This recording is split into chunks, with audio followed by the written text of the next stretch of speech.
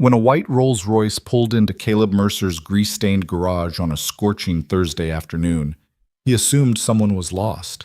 Rich people didn't come to his side of San Diego, not unless their GPS had a cruel sense of humor.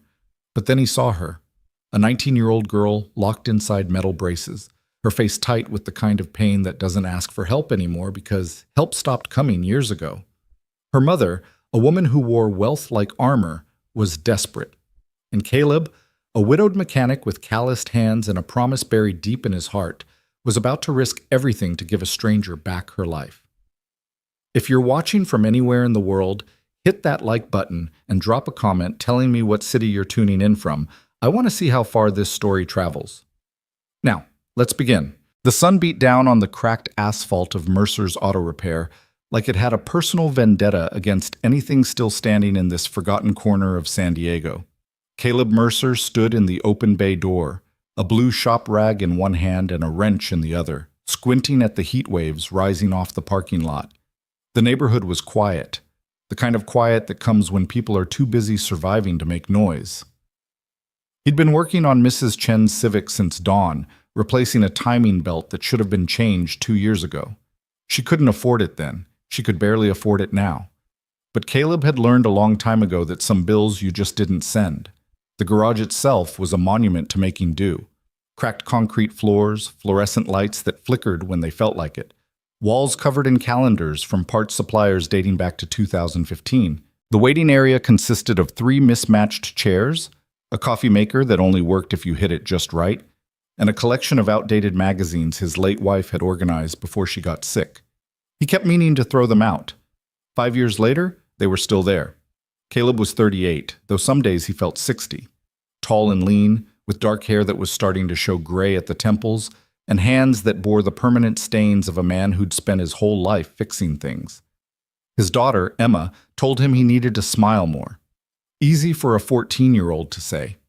She hadn't watched someone die slowly, hadn't made promises to people who couldn't hear them anymore. He was about to head back inside when he heard it, the low, powerful purr of an engine that didn't belong anywhere near this zip code. Caleb straightened, watching as a white Rolls-Royce Phantom glided down the street like a swan that had wandered into a junkyard. "You've got to be kidding me," he muttered. The car turned into his lot, moving with the kind of cautious precision that suggested the driver was terrified of scratching it. It came to a stop near the garage entrance, and for a moment nobody got out. Caleb could see 2 figures inside, silhouettes behind tinted windows. Then the back door opened. The woman who emerged was probably in her mid-40s, though she'd clearly spent a fortune making sure nobody could tell for certain. She wore a cream-colored pantsuit that probably cost more than Caleb's truck, her dark hair pulled back in a style that was somehow both severe and elegant. Everything about her, from her posture to the way she glanced around the garage with barely concealed distaste, screamed money and power. But it was the second person who made Caleb forget about the heat, the grease on his hands, and the half-finished Civic behind him. The girl who stepped out, young woman really, maybe 19, moved like every inch of motion cost her something. Her legs were enclosed in elaborate braces, metal and composite materials running from her hips to her ankles, with joints at the knees that locked and released with small mechanical sounds. She gripped a cane in her right hand, her knuckles white with the effort. But it was her face that hit Caleb like a punch to the chest. She was trying so hard not to show the pain, lips pressed tight, eyes focused on the ground, breathing carefully controlled. He'd seen that expression before. His brother David had worn it every day for the last 3 years of his life. "Excuse me." The older woman's voice was crisp, professional, the kind of tone that was used to being obeyed. "Is there someone here who can help us? Our car has overheated." Caleb pulled himself back to the present. "That'd be me. Caleb Mercer." He walked toward them, noticing how the woman positioned herself slightly in front of the girl. Protective. "Let me take a look." He popped the hood and steam hissed out. The smell of hot coolant filled the air. A hose had burst, probably stressed by the heat. A simple fix, 15 minutes tops. But Caleb found himself glancing past the engine at the girl, who had moved to lean against the side of the building, her face turned toward the shade. "Coolant hose," he said, straightening. "I can have it done in 20 minutes. You're welcome to wait inside where there's AC." He gestured toward the small office that doubled as a waiting room. Thank you. The woman's tone suggested she was used to people thanking her, not the other way around. I'm Renee Vale. This is my daughter Harper. The names meant nothing to Caleb, though the way Renee said them suggested they should. He nodded at Harper, who managed a small, exhausted smile. Nice to meet you both. Let me get you settled inside, then I'll handle the car. The waiting room was nothing like what they were used to. Caleb could tell that immediately. Renee's eyes swept over the worn chairs, the ancient magazines, the water cooler in the corner with visible mineral deposits. But she didn't complain. She simply helped Harper to the most stable-looking chair, moving with the practiced efficiency of someone who'd done this 1,000 times. Harper lowered herself into the seat with agonizing slowness, every muscle in her body tense. When she finally settled, she let out a breath that was almost a gasp. Can I get you some water? Caleb asked. Fair warning, the cooler's older than my daughter, but the water's cold. Please, Harper said softly.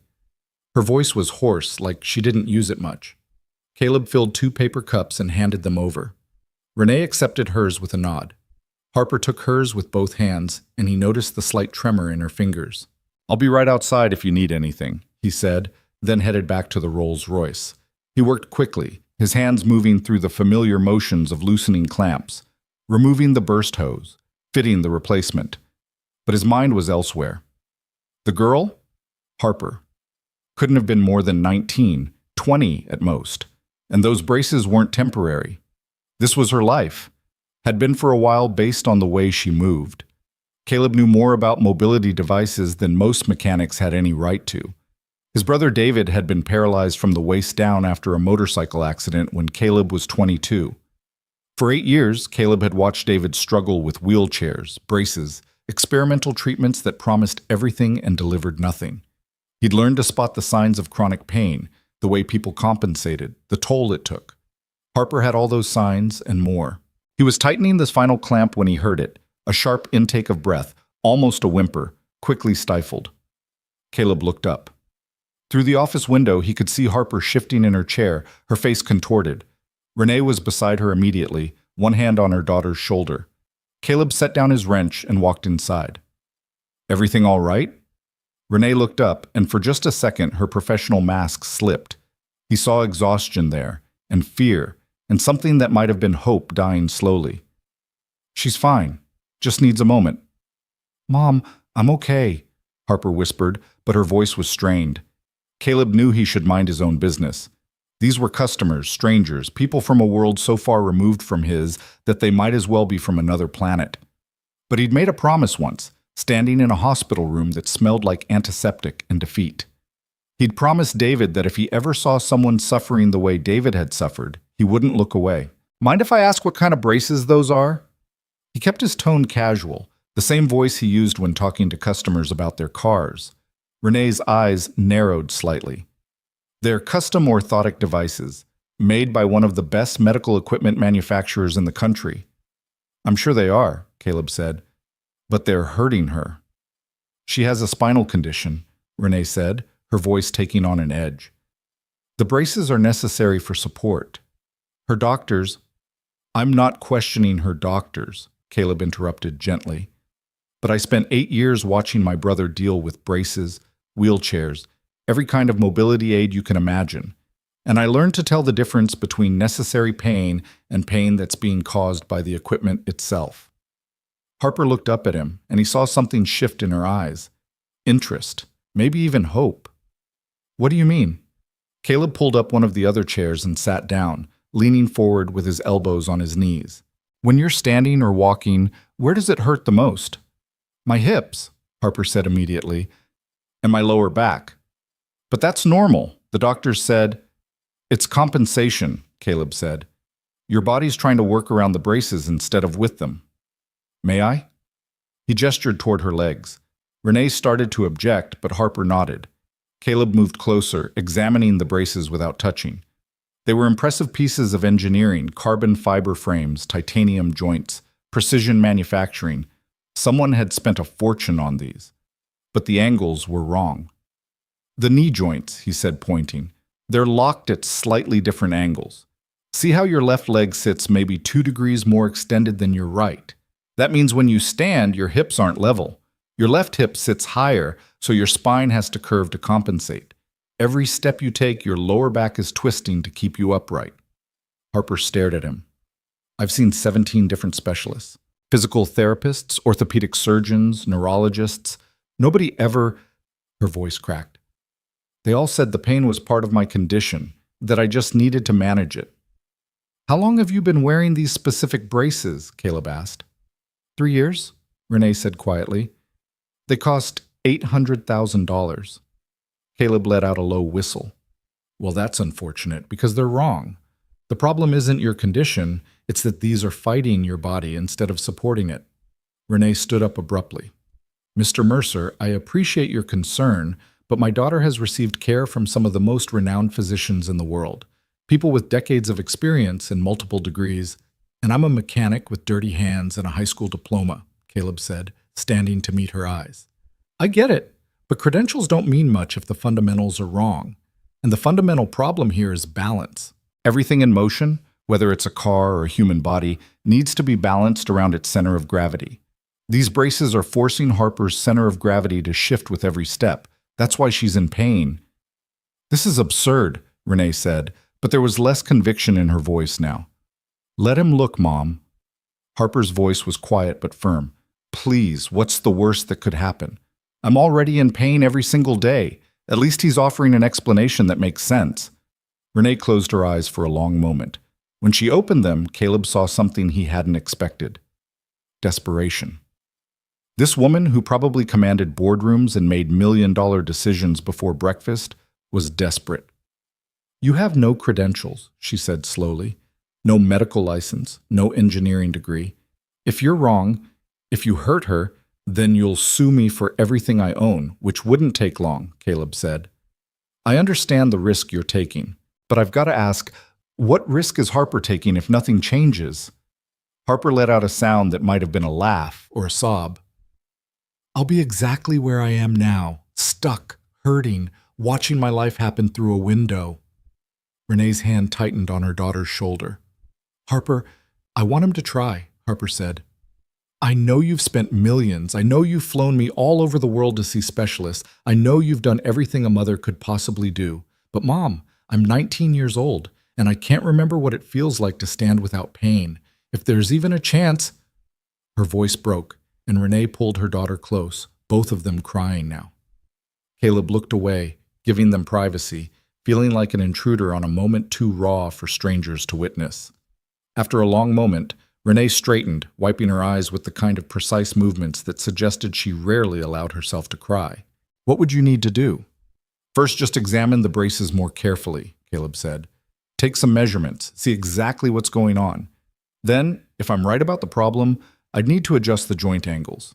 It's delicate work, but it's not complicated. Not really. When? Harper asked. Caleb checked his watch. It was 2 in the afternoon. Emma wouldn't be home from school until 4. Now works if you've got time. Your car will be ready in 10 minutes anyway. Renee looked around the garage, the cracked floor, the ancient equipment, the general air of barely controlled chaos. This wasn't a state-of-the-art facility. This wasn't even a particularly clean facility. But her daughter was looking at Caleb Mercer like he'd just offered her the sun and the moon. All right, Renee said, but I want to be clear. If at any point I think you're causing harm, we stop immediately. Absolutely, Caleb agreed. I wouldn't have it any other way.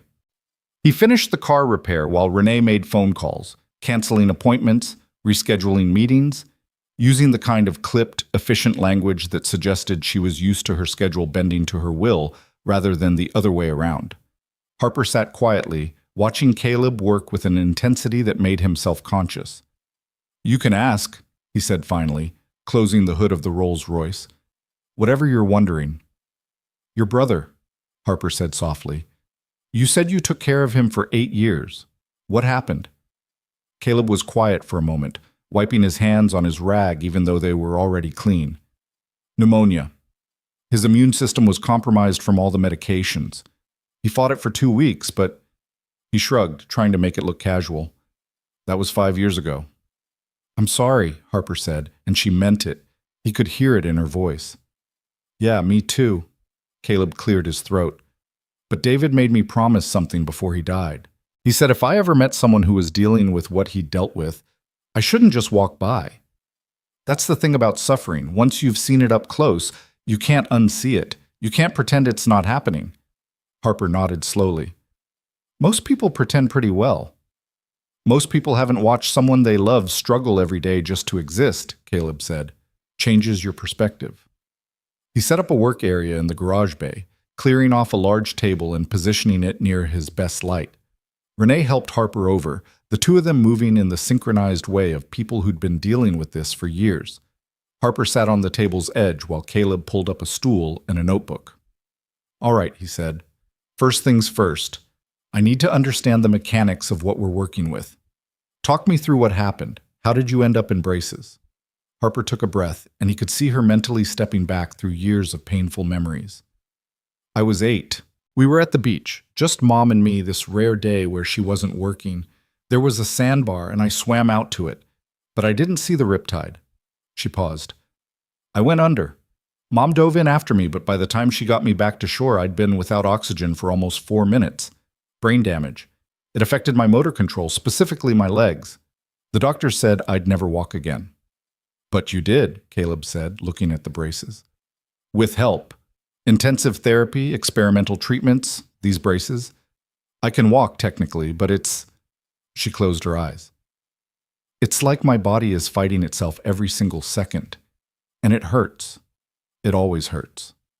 Caleb made notes, sketching rough diagrams of the brace structure. The pain, is it constant or does it spike during certain movements? Both, Harper said. There's baseline pain, like a 4 out of 10, but when I walk, it shoots up to 7 or 8. Standing still is actually worse sometimes because all the pressure is just sitting on my hips and spine. And the braces themselves. When you put them on in the morning, do they feel tight, loose? Where's the contact points? Harper pointed to various places on the braces.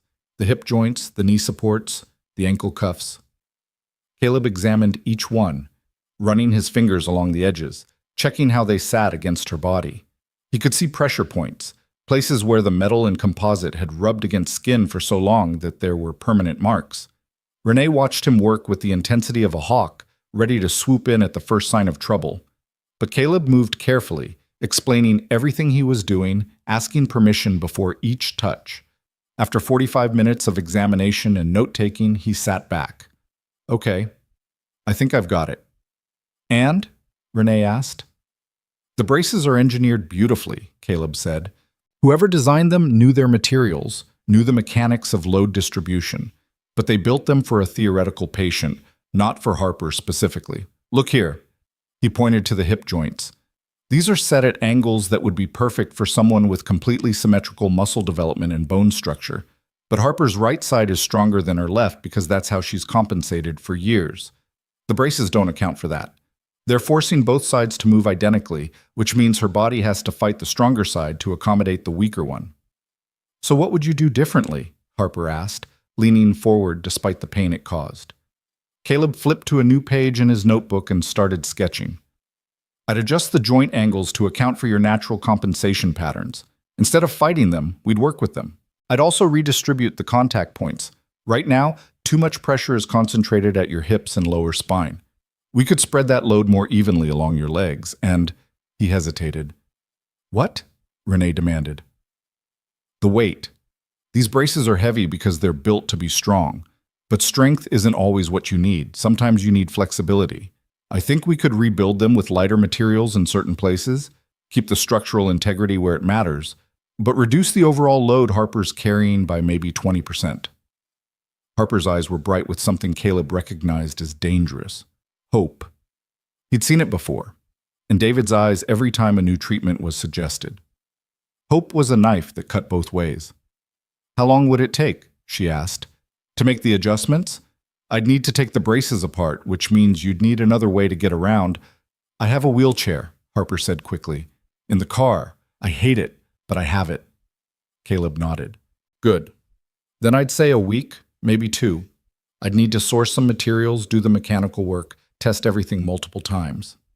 We can pay you, Renee said. Whatever you need, I don't want your money, Caleb interrupted. Not yet. Not until we know if this actually works. If it does, you can pay me fair rate for the labor and materials. If it doesn't, he shrugged, then it's on me. Renee stared at him like he had just spoken a foreign language. I don't understand. Why would you do this? Caleb thought about David, about promises made in hospital rooms, and the weight of watching someone suffer when you couldn't help. He thought about his own daughter, Emma, and how he'd move mountains for her if she needed him to. Because I can, he said simply. And because Harper asked, that's enough. The silence that followed was broken by the sound of the office phone ringing. Caleb excused himself to answer it, Mrs. Chen asking about her Civic. He told her it'd be ready tomorrow, no charge for the extra work. When he came back, Harper and Renee were talking in low voices, their heads close together. They looked up as he approached. We'd like to proceed, Renee said formally, like they were signing a business contract. But I need to know, what if this makes things worse? What if you adjust something and Harper ends up in more pain? It was a fair question, the kind that required an honest answer. That's possible, Caleb admitted. Working with the human body is different from working with cars. There are more variables, more things that can go wrong. I can't guarantee this will work. All I can tell you is that I'll be careful. I'll test everything thoroughly, and if something doesn't feel right, we'll stop and reassess. Harper reached for her mother's hand. It's worth the risk. You don't know that, Renee said, but there was no heat in it, just fear. Yes, I do. Because right now, this is my life. Harper gestured at the braces, at her own body. Pain and limitation and watching everyone else move through the world while I'm stuck. If there's a chance, even a small one, that things could be different, I have to take it. Renee closed her eyes again, and Caleb saw her gathering herself, pulling on that armor of control and certainty. When she opened her eyes, she was all business. What do you need from us? They spent the next hour working out logistics. Harper would need to be without the braces for at least a week, probably 2. Renee would clear her schedule to stay with her daughter in San Diego. They'd get a hotel nearby. Caleb would need detailed specifications from the brace manufacturer, which Renee promised to obtain regardless of what confidentiality agreements she had to breach. By the time they left, the sun was starting to dip toward the horizon, painting the garage in amber light. Caleb helped Harper to the car. She'd switched to her wheelchair, which she maneuvered with practiced efficiency despite obvious distaste. Thank you, she said, looking up at him from the chair, for seeing me, for believing you could help.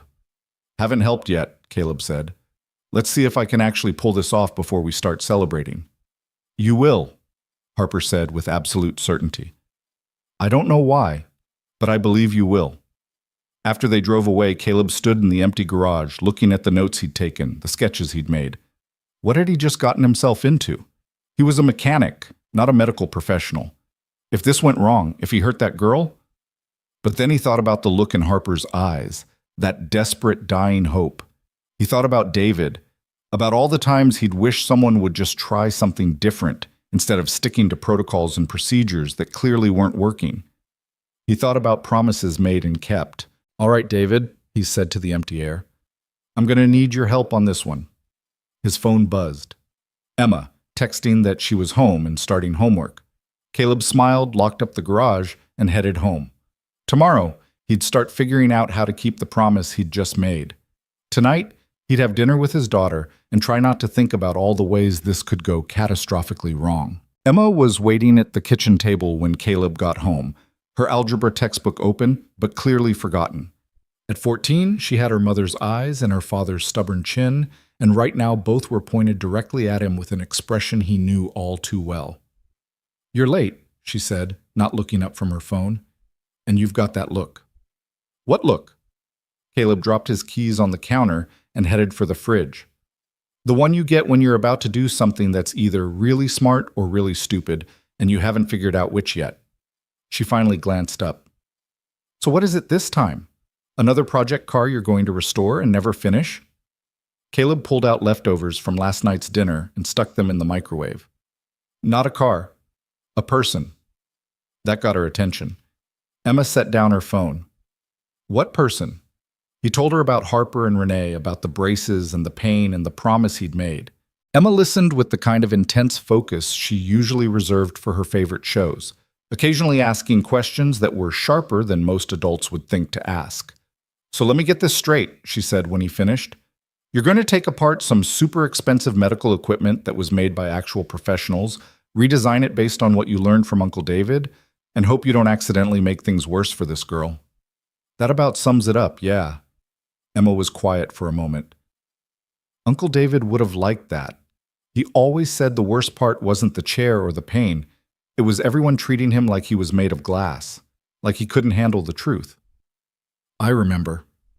Caleb pulled his dinner from the microwave and sat across from her. "He made me promise, before he died, that if I ever saw someone suffering the way he did, I wouldn't just walk away." "I know, Dad. You've told me." Emma's voice was gentle.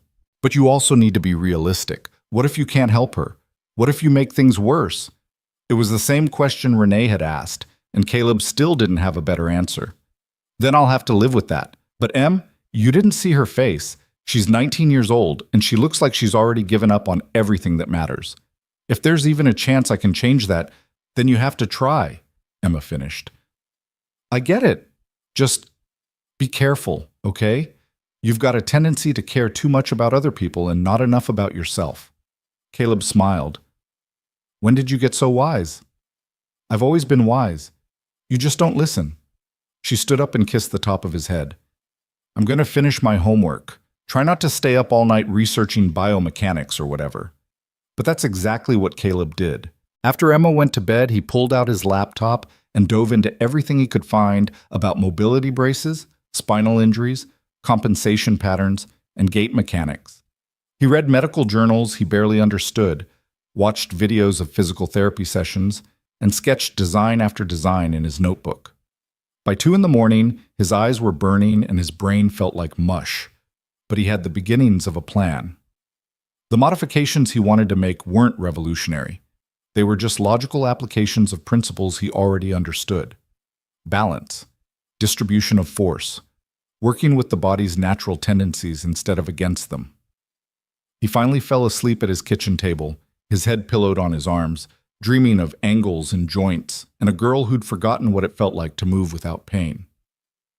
The next morning, Renee called at exactly 8 o'clock. Caleb was already at the garage, having woken at dawn with ideas he needed to work out on paper. "We're at the Bayfront Hotel," she said without preamble. "Room 412. When can you start?" "I need the manufacturer's specifications first," Caleb said. "And I want to take another look at the braces in better light, get some precise measurements. I'm having the specs sent to your email. They should arrive within the hour." There was a pause. "I may have threatened legal action to get them to cooperate." "I'm not going to ask." Caleb grabbed a notepad. "I can come by this afternoon, around 2? That work for you?" "We'll be here." The specifications arrived at 9:15, and Caleb spent the next 4 hours poring over them. The braces were even more sophisticated than he'd thought. Microprocessors in the joints that adjusted resistance based on movement patterns, sensors that tracked stress distribution, composite materials that were stronger than steel and lighter than aluminum. Someone had put serious engineering genius into these things. They just hadn't put in enough humanity. At 2 o'clock sharp, Caleb knocked on the door of room 412 at the Bayfront Hotel. Renee answered immediately, like she'd been waiting by the door. "Come in. Harper's resting, but she's awake." The hotel room was one of those suites that cost more per night than Caleb made in a week. Harper was on the couch by the window, her legs elevated on pillows, the wheelchair folded nearby. She looked tired, but she smiled when she saw him. "Hey," she said. "Ready to take me apart?" "Just the braces," Caleb said, setting down his tool bag. "You get to stay in one piece." He spent the next hour doing a detailed examination, measuring every joint angle, every contact point, every stress distribution pattern. He had Harper move through different positions, sitting, standing with support, taking a few careful steps, while he observed how the braces interacted with her body. Renee watched it all with hawk eyes, occasionally asking questions that revealed she'd spent the night doing her own research. She might not understand the mechanics the way Caleb did, but she was smart enough to know when something didn't make sense. "The left hip joint," she said at one point. Why is it set 2 degrees higher than the right? Because whoever designed these assumed Harper's hips were level, Caleb explained. But they're not. Her right hip sits slightly higher because of how her spine compensates for the muscle weakness on her left side. The braces are trying to force her into a position her body physically can't maintain. Harper winced as she shifted position. Is that why it always feels like I'm fighting myself when I walk? Exactly. Your body knows what it needs to do to stay balanced. The braces are telling it to do something different. That conflict is causing the pain. After the examination, Caleb laid out his plan. He'd need to disassemble the braces completely, which would take a full day. Then he'd adjust the joint angles, redistribute the contact points, and replace some of the heavier structural elements with lighter alternatives that would maintain strength while reducing weight. How long? Harper asked. 2 weeks if everything goes right. Maybe 3 if I run into problems. Caleb looked at Renee. And there will be problems. There always are when you're working with something this complex. What kind of problems? Renee's voice had that sharp edge again. Material issues, mostly. Some of what I want to do will require fabrication, custom parts that don't exist yet. I'll need to source materials, test them, make sure they can handle the stress loads, he paused. And there's always the chance I'll get everything put back together and realize I was wrong about the problem. Harper reached for her mother's hand. It's okay, Mom. I trust him. You trust too easily, Renee said, but there was no heat in it. She looked at Caleb. What do you need from us? Just patience. And Harper needs to be careful in the wheelchair. No risks, no pushing it. The last thing we need is an injury while we're doing this. They agreed that Caleb would take the braces with him that afternoon. Renee had already arranged for a car service to take Harper anywhere she needed to go, and the hotel was wheelchair accessible. Harper removed the braces with Caleb's help, a process that took 20 minutes and left her pale and shaking. God, I hate this part, she whispered as the last piece came off. Hate what? Caleb asked, carefully setting the brace components in the protective case he'd brought. Being helpless, being the girl in the chair who needs help with everything. Harper blinked hard against tears. I know I should be grateful I can walk at all. The doctors said I never would, but sometimes I just want to run, just once. I want to know what it feels like. Caleb looked at this girl who'd been dealt a terrible hand and had somehow not let it destroy her, and he felt the weight of what he'd promised settle even heavier on his shoulders. We'll get you there, he said. One way or another. The first 3 days were spent just understanding what he was working with. Caleb disassembled the braces piece by piece, documenting everything, taking measurements, testing the range of motion in each joint. He worked in the garage late into the night, after the regular customers had gone home, with only the fluorescent lights and the radio for company. Emma would stop by after school, doing her homework on the old couch in the office while her father worked. Sometimes she'd ask questions about what he was doing, and Caleb would explain the mechanics of it all, how force transferred through joints, how angles affected stability, how the human body was just another machine that needed proper maintenance. You talk about people like they're cars, Emma observed one evening. Cars are simpler, Caleb said, examining a hip joint under his work light. But the principles are the same, as everything needs to be balanced. Everything needs to work together. And when something's wrong, you have to find the root cause, not just treat the symptoms.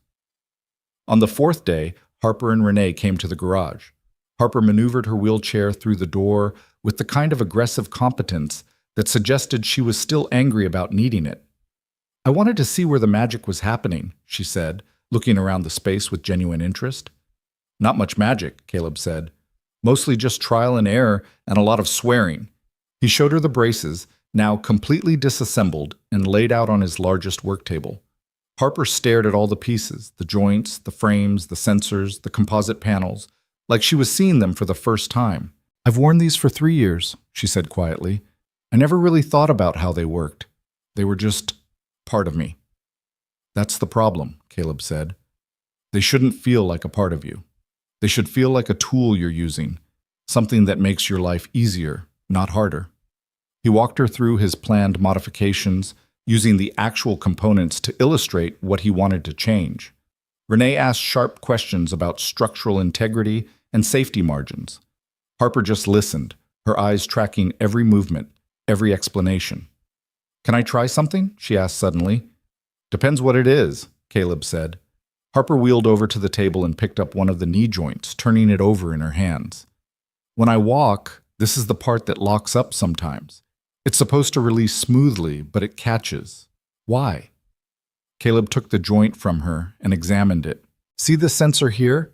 It's measuring the angle of flexion and telling the microprocessor when to release the lock. But the threshold is set too high.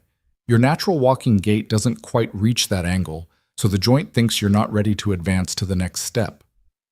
So it's waiting for me to do something I physically can't do. Exactly.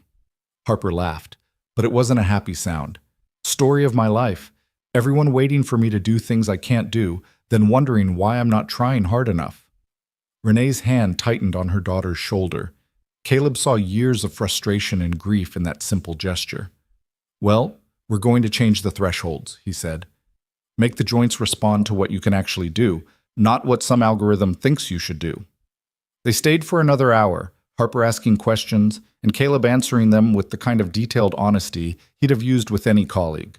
He showed her the new materials he was planning to use: lighter composite panels, redesigned contact points with better padding, adjusted joints that would move in harmony with her body instead of against it.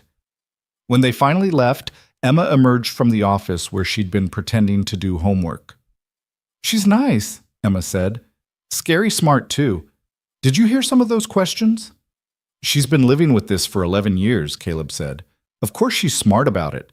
You learn everything you can about the thing that's ruining your life. Is that what Uncle David did?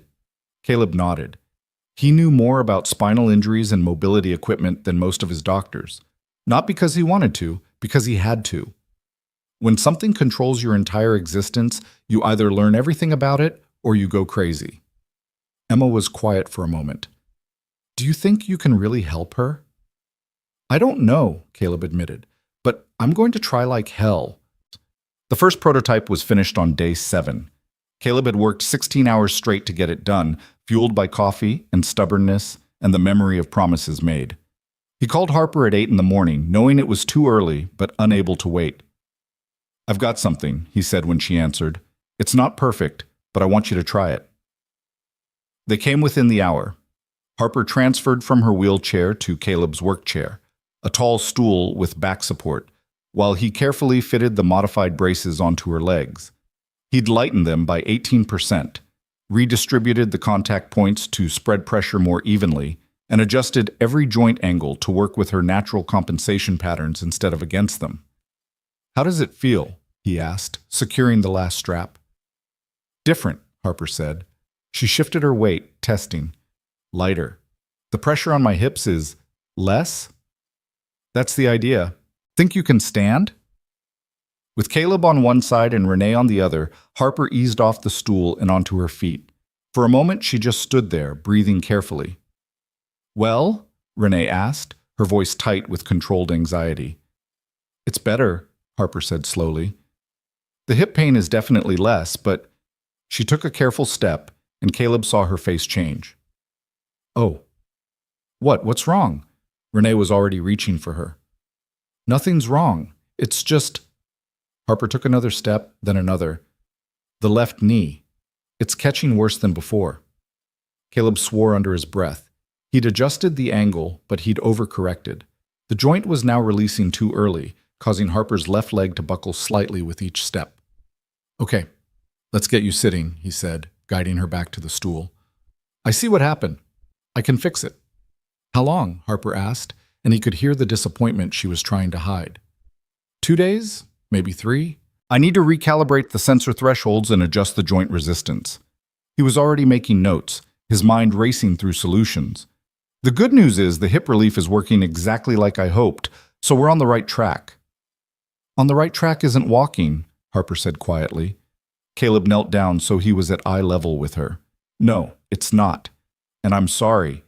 This is the part I warned you about, the problems, the setbacks, the trial and error. But we learned something important today. We know the hip modifications work. We just need to fine-tune the knees. Harper nodded, but he could see her pulling back, protecting herself from hope. He recognized that defense mechanism. David had used it constantly toward the end, when every new treatment had failed and the next one was just another way to be disappointed. After they left, Caleb went back to work with renewed intensity. The knee joint issue was mechanical. He'd made the spring resistance too light, causing the lock to release before Harper's leg was ready to support her weight. He needed something stronger, but still responsive enough to match her gait. He spent 2 days fabricating a new joint mechanism, testing it on a rig he built specifically for the purpose. Emma came home from school to find the garage transformed into something resembling a mad scientist's laboratory, with springs and sensors and calibration equipment scattered across every surface. "Dad, you need to sleep," she said, noting the coffee cups and the shadows under his eyes. "I will, soon. I'm close to something." "That's what you said yesterday, and the day before." She grabbed his shoulders and turned him to face her. "Harper needs you to succeed, which means she needs you to not collapse from exhaustion. Take a break, eat something, sleep for like 6 hours. The braces will still be here tomorrow." She was right, of course. Caleb forced himself to stop at midnight, went home, and slept for 5 hours before his brain woke him up with a new idea about sensor calibration. The second prototype was ready on day 10. This time, when Harper stood up, both knees locked and released smoothly. She took 1 step, then 2, then 5. The concentration on her face was absolute. "How's the pain?" Caleb asked. "It's there," Harper said, still walking. "But it's different, less sharp, more like pressure. Is that normal?" "Depends. Rate it for me, 1 to 10. Maybe a 5, compared to the usual 7 or 8. She stopped, breathing hard. "But I'm tired, like really tired. My legs feel like rubber." Caleb helped her sit. "That's because you're using different muscle groups. The braces are making your body work differently, so muscles that weren't being stressed before are suddenly getting a workout." "Is that good or bad?" Renee asked. "Good, mostly. It means Harper's body is adapting to the new support structure, but it also means we need to build up her strength gradually. Can't just jump into using these all day." Over the next few days, Harper came to the garage for short sessions. 20 minutes at first, then 30, then 45. Each time, Caleb made small adjustments based on her feedback. A slightly different angle here, a softer contact point there, a recalibrated sensor threshold. And each time, Harper walked a little longer, stood a little straighter, complained about the pain a little less. But there were setbacks. On day 13, one of the ankle joints cracked under stress, and Caleb had to completely rebuild it with stronger materials. On day 15, Harper developed a pressure sore on her right hip from a contact point that was positioned 2 millimeters too far forward. Each problem sent Caleb back to the drawing board, testing and adjusting and testing again. Emma watched her father work with a mixture of pride and concern. "You're going to fix this," she told him one night. "I know you are." "How do you know?" Caleb asked, not looking up from the joint he was recalibrating. "Because you promised, and you don't break promises. Not to Uncle David and not to Harper." On day 16, everything came together. The modifications were complete, the calibrations were perfect, and when Harper stood up, she didn't wince. She took 1 step, then another, then started walking around the garage with increasing confidence. "How do you feel?" Caleb asked, watching her carefully for signs of pain or instability. "Good," Harper said, and then she stopped, her eyes widening. "Actually good. Not just better than before, but actually genuinely good. My hips don't hurt, my back doesn't hurt. I'm tired, but I'm not in pain." She looked at her mother, who had both hands pressed to her mouth, tears streaming down her face. "Mom, I'm not in pain," Harper whispered. Renee pulled her daughter into a fierce hug, and they both cried while Caleb politely turned away, pretending to check his notes. These moments weren't for him. He was just the mechanic who'd turned some wrenches and adjusted some angles. But when Harper pulled away from her mother and hugged him too, he let himself feel it, the weight of a promise kept, the relief of success against odds, the simple human satisfaction of fixing something that was broken. "Thank you," Harper whispered against his shoulder. "Thank you, thank you, thank you." "You're welcome," Caleb said, his voice rough. "But we're not done yet. This is just the beginning." Because what came next wasn't celebration. It was proof. Harper could walk around the garage without pain, but the garage was controlled territory. Flat floors, no obstacles, Caleb standing by ready to catch her if something went wrong. The real world was different. The real world had curbs and stairs and uneven pavement, and people who didn't slow down or make room. "I want to try outside," Harper said the next morning, arriving at the garage with a determination Caleb hadn't seen before. Actual sidewalks, actual streets. Renee looked less certain. "Maybe we should wait. Make sure everything's stable first." "It's been stable for 3 days, Mom. I've walked around this garage probably 100 times. I need to know if this works in real life or if it only works here."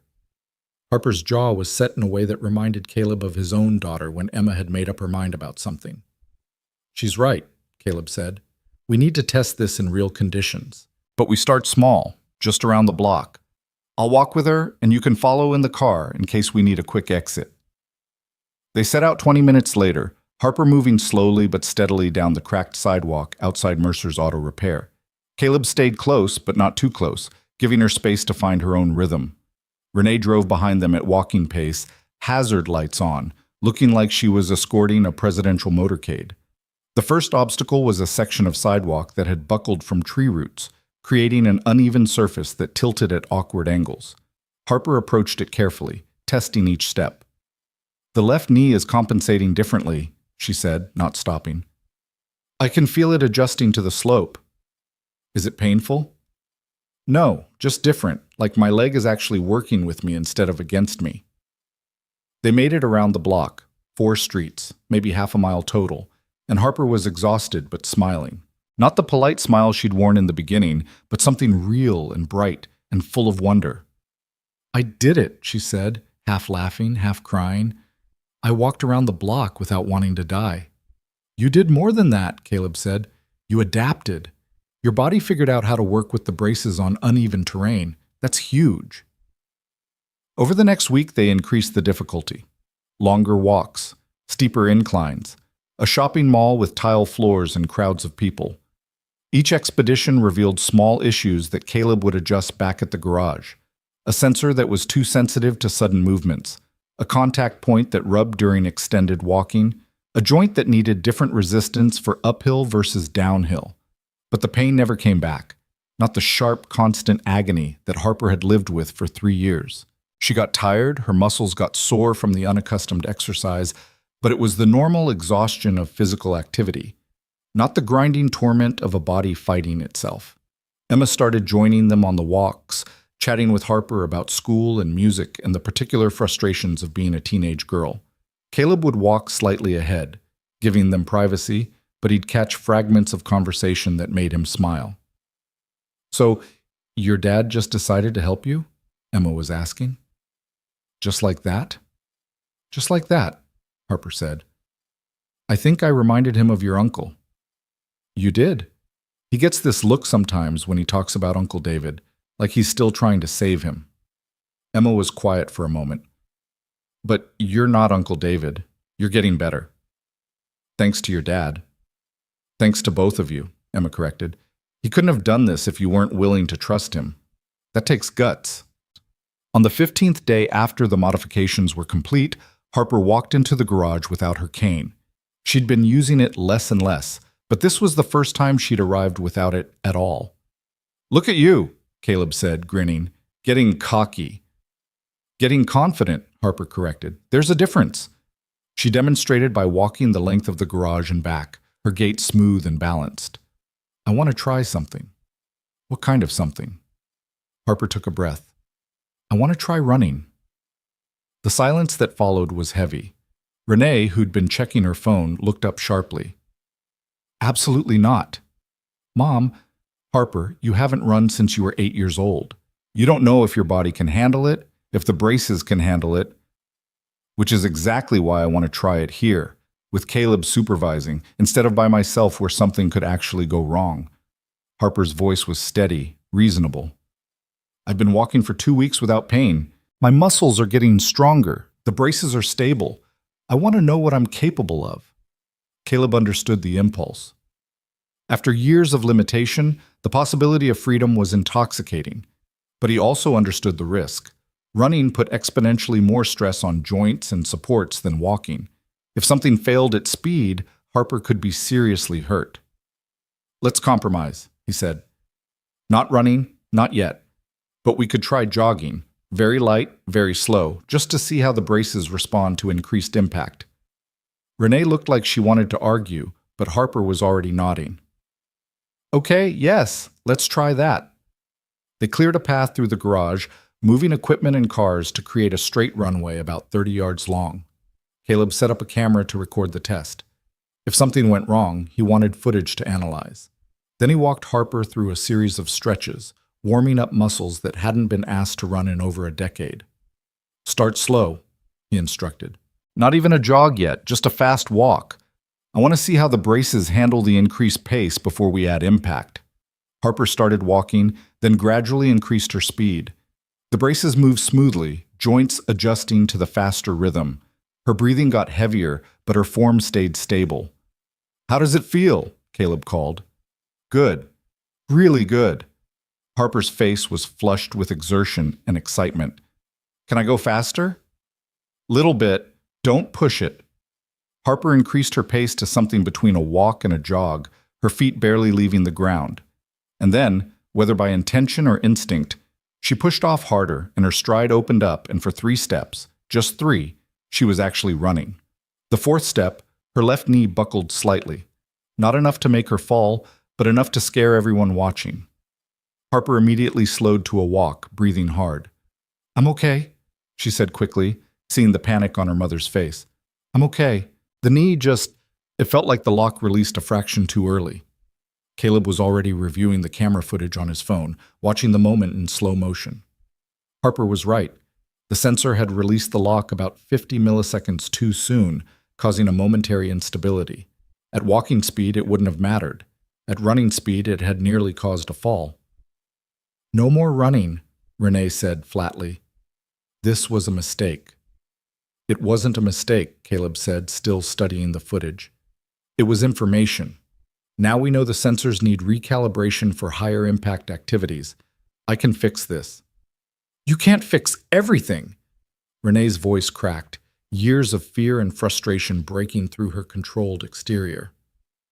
"You're a mechanic, not a miracle worker. My daughter could have been seriously hurt just now." "But she wasn't," Harper said quietly. "And now we know what needs to be adjusted." "Isn't that how this works? Test, learn, improve?"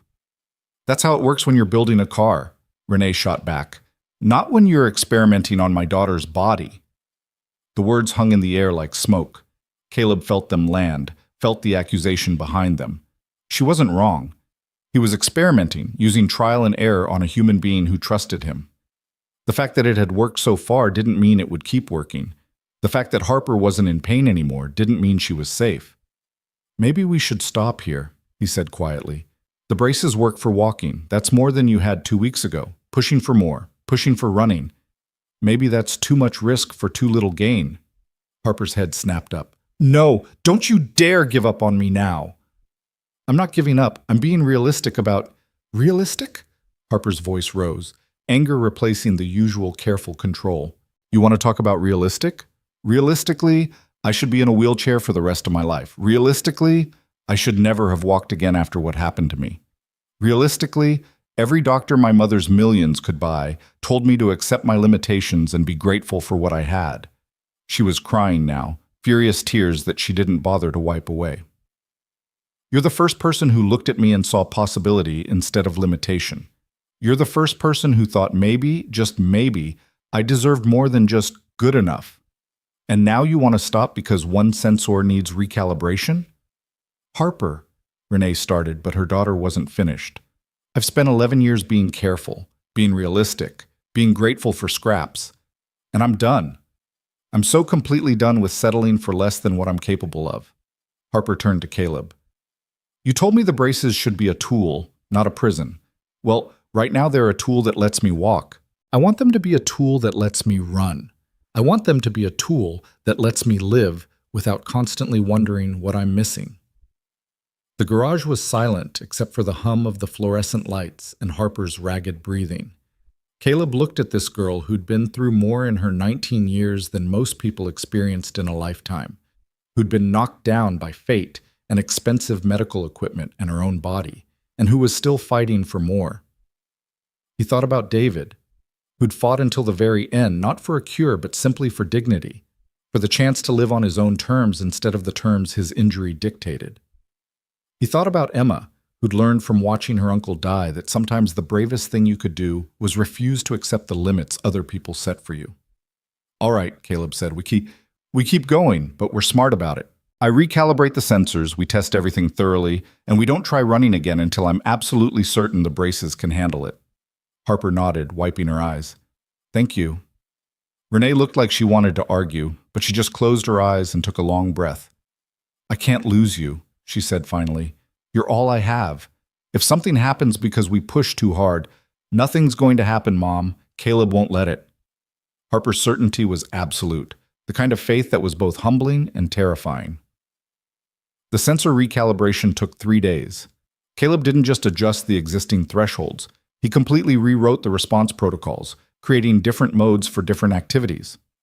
Walking mode, where the sensors prioritize smooth transitions and energy efficiency. Athletic mode, where they prioritize stability and impact absorption. Emergency mode, where they locked immediately if they detected a fall pattern. He tested each mode exhaustively on his rig, running thousands of simulated cycles, stress testing the joints under conditions that mimicked running, jumping, even falling. Emma would come home from school to find the garage filled with the rhythmic clicking of joints, engaging and releasing, her father hunched over his laptop, adjusting code and watching data streams. You know you're kind of obsessed, right? She said one evening. I prefer dedicated, Caleb replied, not looking away from his screen. Dad, when was the last time you ate something that wasn't delivered in a cardboard box? He had to think about it. Tuesday? It's Friday. Come on, I'm making actual food. Emma physically pulled him away from his workstation. Harper needs you functional, not collapsed from malnutrition.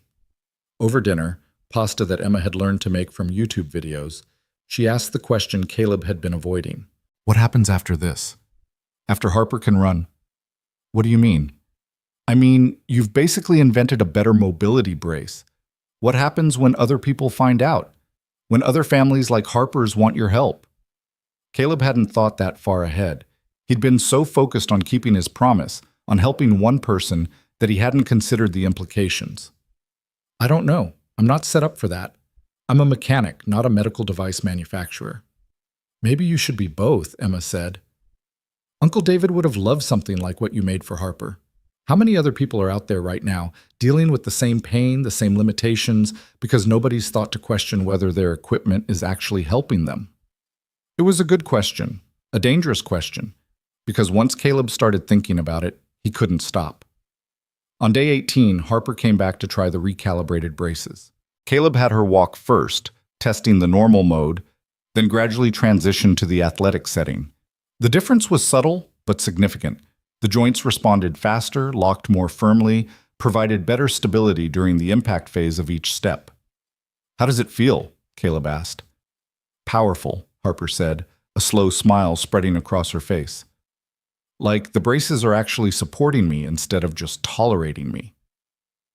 They spent an hour having her walk at various speeds, testing the transitions between modes, making sure everything felt natural. Then, when Caleb was satisfied, he set up the runway again. Same as before, he instructed. Start slow, work up gradually. But this time, if you feel anything wrong, any instability, any pain, anything, you stop immediately. Promise me. I promise. Harper started walking, then transitioned to a fast walk, then a gentle jog. The braces moved perfectly, absorbing impact, maintaining stability. Her breathing was controlled, her form steady.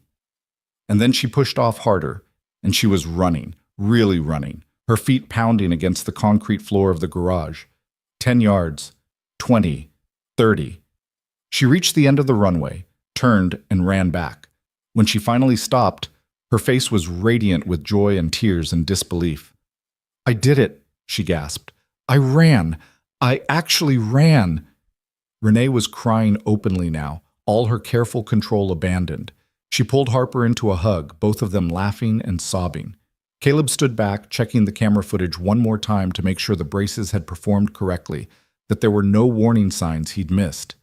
Everything looked good. Better than good. Perfect.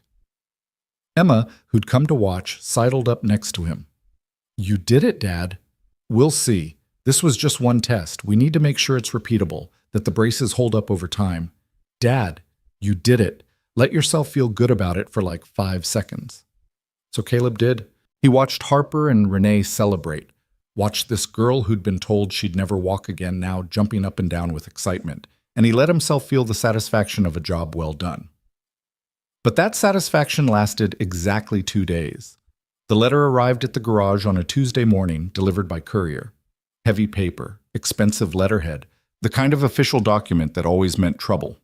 Caleb opened it, standing in the parking lot, squinting against the morning sun. It was from Brandt Medical Technologies, the company that had manufactured Harper's original braces. They were aware that he had modified their proprietary medical device without authorization. They were aware that he had no medical credentials or engineering certifications. They were aware that he was operating outside the bounds of FDA regulations regarding medical device modification. They wanted him to cease all activities related to the braces immediately. They wanted the modified devices returned to them for inspection. And they were considering legal action for intellectual property theft, unauthorized medical practice, and reckless endangerment. Caleb read the letter 3 times, his stomach sinking further with each pass. He'd been so focused on helping Harper that he hadn't thought about the legal implications. He'd modified a medical device worth hundreds of thousands of dollars. He'd effectively practiced medicine without a license, and now a major corporation with unlimited legal resources wanted to shut him down. He called Renee. She answered on the first ring. "We got one too," she said before he could speak. "They're threatening to sue me for allowing unauthorized modification of medical equipment. They're threatening to report Harper's case to the medical board as an example of what happens when people circumvent proper channels." "I'm sorry," Caleb said. "I should have thought about this. Should have known there would be consequences." "Don't apologize. You gave my daughter her life back. I'll deal with Brandt Medical." Her voice took on that steel edge Caleb had heard the first day they met. "They're not going to intimidate us into silence." But it wasn't just Brandt Medical. Over the next week, Caleb received letters from medical societies, disability advocacy groups, even the state medical board. Some were concerned about patient safety. Some were worried about precedent. Some were just angry that an outsider had succeeded where certified professionals had failed. The pressure was intense and constant. Caleb's phone rang at all hours. Reporters wanting interviews, lawyers offering representation, disability rights activists who thought he was either a hero or a menace depending on their perspective. He stopped answering calls from numbers he didn't recognize. Emma watched her father stress himself into exhaustion and finally put her foot down. "You need to talk to someone. Someone who knows about this stuff." "Like who? A lawyer?" "Like Harper. She's the one who's actually affected by all this. What does she want to do?" Caleb realized he'd been so busy defending himself that he hadn't asked the one person whose opinion actually mattered. He called Harper that evening. "I was wondering when you'd reach out," she said. "Mom told me about the letters, about Brandt trying to shut you down." "I'm sorry. This is my fault. I should have been more careful, should have gone through proper channels." Caleb, stop. "There are no proper channels for what you did. That's the whole problem." Harper's voice was firm. "The system is designed to protect companies like Brandt, not patients like me. They spent 3 years selling me braces that caused me pain, and nobody questioned it because they had the right certifications and the right credentials. You fixed me in 3 weeks because you actually listened. That doesn't change the fact that I broke rules, important rules probably." "Rules that needed breaking," Harper said. "Look, I've been thinking about this, about what happens next, and I want to fight." "Fight how?" "Go public, tell my story, show the world what you did and why it mattered. Brandt wants to shut us down quietly. Make this go away before anyone asks uncomfortable questions about why their expensive equipment was causing harm. I say we make it loud. We make it so loud they can't ignore it." Caleb's first instinct was to refuse. He didn't want attention. He didn't want to be a crusader or a symbol. He just wanted to help one person keep a promise to his dead brother. But then he thought about Emma's question. How many other people were out there, suffering because nobody questioned the system? If we do this, he said slowly, there's no going back. Brant will come at us with everything they have. Other companies will too. We could lose badly. I've already lost, Harper said. I lost 11 years of my life to pain and limitation. The worst thing they can do to me now is try to take away what you gave back, and I won't let that happen without a fight. The decision was made. They would go public, tell Harper's story, and let the world decide whether what Caleb had done was reckless endangerment or necessary innovation. But first, they needed proof. Real scientific proof that the modifications worked, and for that they needed someone with credentials that couldn't be dismissed. That's when Renee suggested Dr. Vanessa Hart. Dr. Vanessa Hart was the professor of biomedical engineering at Stanford, a woman whose research on adaptive prosthetics had earned her international recognition and a reputation for challenging conventional thinking. She was also, according to Renee's research, someone who'd been publicly critical of medical device manufacturers prioritizing profit over patient outcomes. She's our best shot, Renee said, showing Caleb articles Dr. Hart had written about innovation barriers in the medical device industry. If anyone will understand what you did and why it matters, it's her. And if she thinks I'm a reckless idiot who got lucky, Caleb asked, then we're no worse off than we are now. Renee's jaw was set. But I don't think she will. I think she'll see what I see. Someone who solved a problem everyone else ignored because they were too invested in the existing system. Renee made the call that afternoon. Caleb listened to one side of the conversation, trying to gauge Dr. Hart's reaction from Renee's carefully neutral responses. When Renee finally hung up, she was smiling. She'll see us. Tomorrow, at her lab. She wants to examine Harper and review your modifications. Renee paused. She also said she's been waiting for someone to challenge Brant for years. Apparently, they've been blocking innovation in mobility devices to protect their market share. The drive to Stanford the next morning felt surreal. Caleb followed Renee's car north on the 101, Emma riding shotgun because she'd refused to miss this. Harper sat in the back seat of her mother's Mercedes, nervous energy radiating off her in waves. Dr. Vanessa Hart met them in her lab, a sprawling space filled with equipment Caleb couldn't begin to identify. She was in her early 50s, black, with natural hair pulled back in a bun and sharp eyes that missed nothing. She shook Caleb's hand with a grip that suggested she didn't suffer fools. Mr. Mercer, I've read the documentation Ms. Vale sent over. Impressive work for someone without formal engineering training. Her tone was neutral, giving nothing away. Thank you, I think, Caleb said. It wasn't entirely a compliment. Your methods were unorthodox, your safety protocols were practically non-existent, and you took risks that could have resulted in serious injury. Dr. Hart turned to Harper. But you're walking without pain for the first time in years, so clearly something went very right. I want to understand what. She spent the next 3 hours putting Harper through a battery of tests. Gait analysis on a specialized treadmill equipped with sensors that measured everything from joint angles to pressure distribution. Range of motion assessments. Strength evaluations. She examined the modified braces with the kind of meticulous attention Caleb recognized from his own work, taking measurements, testing joints, reviewing every modification he'd made. Emma and Caleb sat on stools near the back of the lab, watching in silence. At one point, Emma leaned over and whispered, "She's either going to call you a genius or report you to every regulatory agency in California." "Could be both," Caleb muttered. Finally, Dr. Hart had Harper rest while she reviewed the data on her computer. The silence stretched out, broken only by the hum of equipment and the clicking of keys. Renee stood behind Dr. Hart's shoulder, trying to read the screens, her anxiety barely controlled. "Well," Dr. Hart said finally, turning to face them, "this is extraordinary." The word hung in the air. Caleb wasn't sure if extraordinary was good or bad in this context. "The modifications you made," Dr. Hart continued, looking at Caleb, "demonstrate an intuitive understanding of biomechanics that most of my graduate students would struggle to achieve. You identified the core problem. that the original braces were designed for a theoretical patient rather than Harper specifically, and you solved it using first principles engineering. No unnecessary complexity, no overthinking, just elegant problem solving. So you're saying he was right? Renee asked. I'm saying he was brilliant. Dr. Hart pulled up a comparison on her screen, Harper's gait before and after the modifications. Look at this.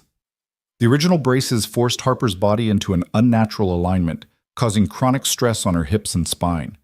Mr. Mercer's modifications work with her body's natural compensation patterns. The result is a 63% reduction in joint stress and a 47% improvement in energy efficiency. These aren't marginal gains, this is transformative. Harper's hand found her mother's. Both women were crying again, but this time it was relief rather than fear. But, Doctor, Hart added, and Caleb's heart sank at that word. From a regulatory standpoint, what you did was completely illegal. You modified a Class II medical device without authorization. You practiced medicine without a license. You conducted human trials without oversight or approval. Any one of those violations could result in serious legal consequences. I know, Caleb said quietly. I knew it was risky, but Harper was in pain and I thought I could help. And you did help. That's the problem Brant Medical is facing right now. They can't argue that your modifications were harmful because Harper is demonstrably better. So instead they're arguing that you broke rules, which you did, and that breaking rules is dangerous, which it can be. Dr. Hart stood up, pacing. The medical device industry has legitimate reasons for regulation. We don't want random people making modifications to equipment that keeps people alive. But the system has become so rigid that it stifles innovation and protects corporate interests over patient welfare. So what do we do? Emma asked. She'd been quiet until now, but her voice was steady. Just let them shut my dad down? Let them take away Harper's braces and put her back in the ones that hurt her? Dr. Hart smiled, and it wasn't a friendly expression, it was the smile of someone about to pick a fight. We don't let them do anything. We go on the offensive. We document everything, publish the results, and force a conversation about patient-centered innovation versus corporate-controlled healthcare. You'd be willing to help us? Renee asked carefully. Publicly? Even knowing it could damage your reputation? Ms. Vale, I've spent 20 years researching how to make better mobility devices. I've published dozens of papers. I've trained hundreds of students. And in all that time, I've watched companies like Brant block innovations that could help people because those innovations threatened their profit margins. Dr. Hart's voice was hard now. Your mechanic solved in 3 weeks what the medical establishment has been failing to solve for decades. If I don't stand up for that, what's the point of any of my work? The plan came together over the next few hours. Dr. Hart would conduct a full analysis of Harper's case, documenting the problems with the original braces and the improvements from Caleb's modifications. She'd present the findings in a paper submitted to a major medical journal, with Harper and Caleb listed as co-authors, and she'd testify on their behalf if Brant Medical followed through on their legal threats. It won't be easy, Dr. Hart warned. Brant has lawyers, money, and influence.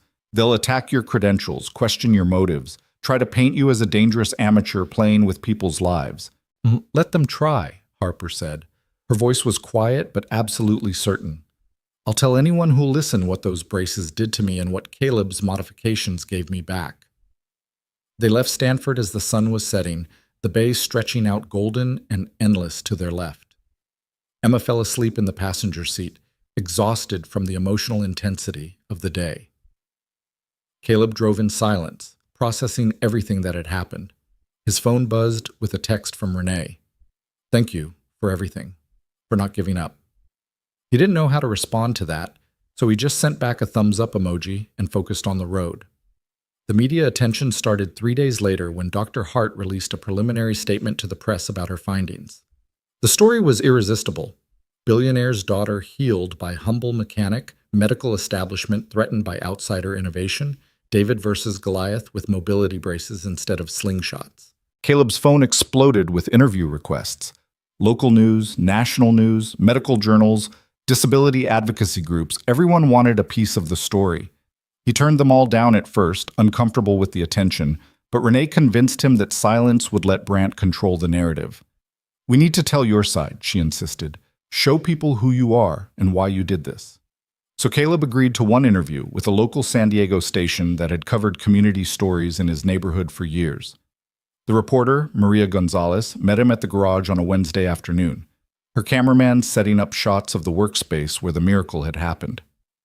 "Tell me why you did this," Maria said once they were rolling. "You're not a doctor. You're not an engineer. Why take the risk?" Caleb thought about all the polished answers he could give, all the ways he could make himself sound noble or heroic.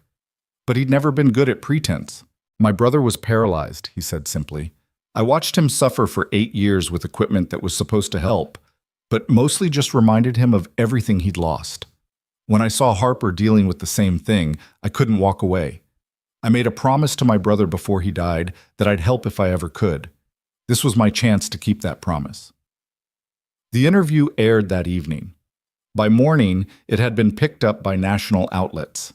Caleb woke to find his garage surrounded by news vans and reporters shouting questions.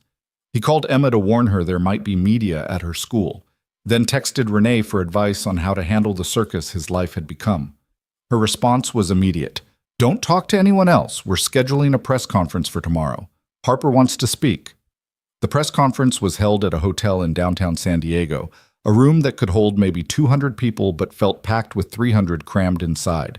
Renee had arranged everything: the podium, the microphones, the backdrop with a simple message: patient care over corporate profit.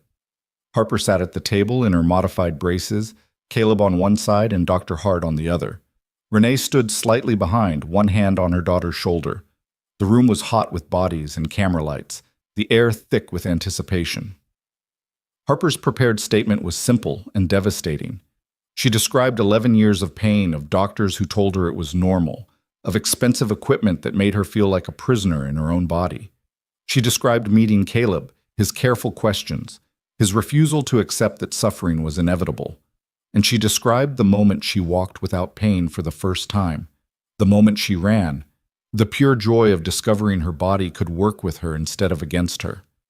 "Brant Medical is threatening legal action," Harper said, her voice steady despite the emotion behind it. "They say Mr. Mercer broke rules. They say he's not qualified. They say what he did was dangerous." She paused. "But I'm sitting here in braces that don't hurt me. I'm sitting here able to walk and run and live my life. And Brant wants to call that dangerous? They want to take this away from me because Caleb doesn't have the right pieces of paper on his wall?" The room erupted in questions. Harper fielded them with impressive composure, never defensive, always focusing on the facts of her experience. Dr. Hart provided the scientific credibility, explaining the biomechanics, the improvements, the potential for this approach to help others. Caleb said as little as possible, uncomfortable with being called a hero or an innovator. He was just a mechanic who'd kept a promise. But the public reaction was overwhelmingly supportive. Social media lit up with Harper's story. Disability rights advocates praised her courage. Other patients started coming forward with their own stories of medical equipment that caused more harm than good. The narrative Brant had hoped to control was slipping away from them. Then came the backlash. Medical societies issued statements about the dangers of unlicensed practice. Brant released their own press conference, featuring doctors who warned about the risks of modifications made without proper testing or oversight. They trotted out worst-case scenarios: equipment failures, injuries, deaths, all the terrible things that could happen when amateurs played doctor. "He got lucky," one orthopedic surgeon said on a morning talk show. "This time it worked out. But for every success story like Harper Vale, there could be 10 disasters we never hear about. The regulations exist for a reason." The uncertainty was exhausting. Caleb found himself second-guessing everything, lying awake at night wondering if the surgeon was right. What if he had just gotten lucky? What if the next person he tried to help got hurt? What if his modifications failed and Harper ended up worse than before? Emma found him in the garage at 2 a.m, staring at Harper's braces like they held answers to questions he hadn't figured out how to ask yet. "Can't sleep?" she said, pulling up a stool beside him. "Wondering if I made a mistake. Not in helping Harper, in going public with it. Maybe I should have just fixed her braces and left it at that. And let Brant keep selling equipment that hurts people? Let other families suffer because nobody wants to challenge the system?" Emma shook her head.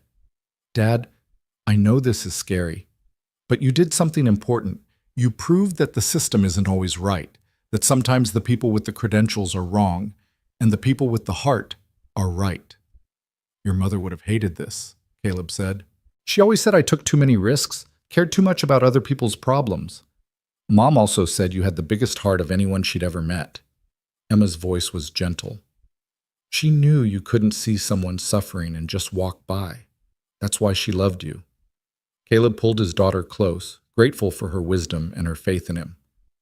When did you get so smart? I've always been smart. You've just been too busy saving people to notice. The federal hearing was scheduled for 3 weeks later in Washington, D.C., a preliminary review to determine if Caleb's actions warranted prosecution.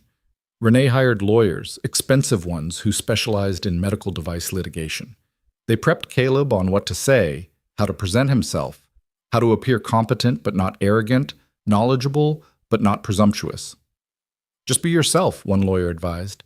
You're a sympathetic figure, the working-class hero who helped someone in need. Don't try to be something you're not. The night before they flew to D.C., Caleb sat in his garage one last time, looking at the space where everything had started. The old chairs, the coffee maker, the scattered tools and equipment. This was who he was, a mechanic in a rundown garage, trying to fix things that were broken. He thought about David, about the promise made in a hospital room 5 years ago. He thought about Harper, about the trust she'd placed in him when she had every reason to be skeptical. He thought about Emma, watching her father take a stand for what he believed in despite the risks. Whatever happened tomorrow, he'd kept his promises. That had to count for something. The hearing room was smaller than Caleb expected, formal and cold with wood paneling and the seal of some federal agency he didn't recognize on the wall. A panel of 5 people sat at a raised table. Doctors, lawyers, bureaucrats, all of them looking at Caleb like he was a particularly interesting specimen under a microscope. The Brandt medical lawyers went first, laying out their case with precision and barely concealed contempt. Caleb had violated federal regulations. He had no credentials. He had conducted medical procedures without oversight. He represented a dangerous precedent that could undermine public safety and trust in the medical device industry. If we allow mechanics to modify medical equipment based on intuition, the lead lawyer argued, we open the door to chaos. Today it's Mr. Mercer making braces. Tomorrow it's someone performing surgery in their garage. Where does it end? Then it was Dr. Hart's turn. She presented her analysis with the kind of clinical precision that came from decades of academic rigor.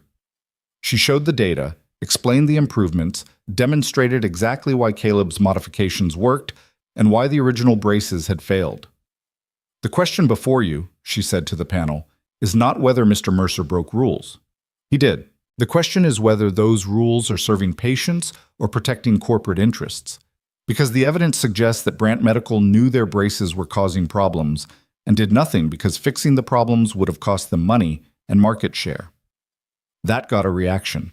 The Brandt lawyers objected, demanding proof. Dr. Hart calmly presented internal emails she'd obtained through her research connections, communications between Brandt engineers discussing the exact issues Caleb had identified and deciding that redesigning the braces wasn't cost-effective. The room went very quiet. Finally, it was Harper's turn to speak. She wheeled to the microphone. She'd chosen to use her chair for the hearing, wanting the panel to see what her life had been like before, and told her story one more time. But this time, she added something new. I want to show you something, she said. And then, with Renee's help, she stood up, removed the wheelchair, and walked across the hearing room. Not carefully, not tentatively, but with confidence and strength. She walked to the panel's table, turned, and walked back. This is what Caleb Mercer gave me, she said, her voice breaking. This is what your regulations almost prevented. I'm not asking you to throw out all the rules. I'm asking you to remember that the rules exist to help people, not to protect companies. And when the rules stop helping and start hurting, maybe it's time to change the rules. The panel deliberated for 2 hours. Caleb sat in the hallway with Renee, Emma, Harper, and Dr. Hart. Nobody speaking, everyone lost in their own thoughts about what would happen if the decision went against them. When they were called back in, the chairwoman of the panel spoke. We've reached a determination. Mr. Mercer, you violated several federal regulations regarding medical device modification. Under normal circumstances, this would result in fines and possibly criminal charges. Caleb's heart sank. This was it. The end. However, the chairwoman continued, we also find that your modifications demonstrably improved patient outcomes and that the original medical device was causing harm that the manufacturer failed to address, despite being aware of the problem. Furthermore, Dr. Hart's testimony suggests that current regulations may be inhibiting patient-centered innovation. She looked directly at Caleb. We're issuing a special provisional license that will allow you to continue working on mobility devices under Dr. Hart's supervision. You'll need to complete certification courses in biomedical engineering and safety protocols. You'll be subject to regular inspections and audits, and any future modifications must be documented and reviewed by a qualified medical professional before implementation. But we're not going to punish you for helping someone when the system failed them. The room erupted. Renee grabbed Caleb's hand. Harper was crying. Emma was grinning like she'd just won the lottery. Even the lawyers looked surprised. It wasn't everything. It wasn't complete vindication. But it was enough.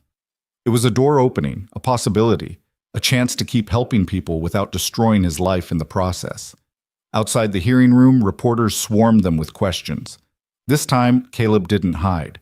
He stood beside Harper and answered honestly, talking about his brother, about promises kept, about the importance of listening to patients instead of just following protocols. That night, back in their hotel, Renee ordered room service for everyone, a celebration that felt both earned and fragile. They ate and talked and laughed, the tension of the past weeks finally releasing. What happens now? Harper asked. You're officially going to do this? Help other people? Caleb looked at Dr. Hart, who nodded encouragingly. I guess so. If people want my help and Dr. Hart thinks I won't kill anyone, we'll see what we can do. We'll do more than see, Dr. Hart said.